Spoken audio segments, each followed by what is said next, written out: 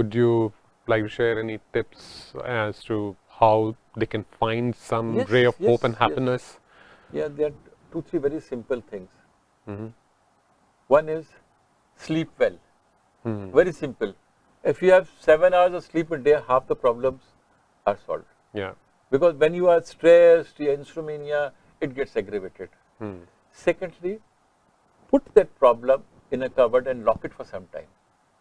Think over It it. is there, it is Mull there, over it. but let it be there in the law. Don't keep on. If you are hurt, say, Mm. you're injured your knee.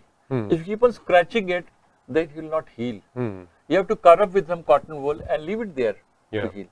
So these problems will come up because no two people are equal, but idea is to put them under cover for some time. Mm.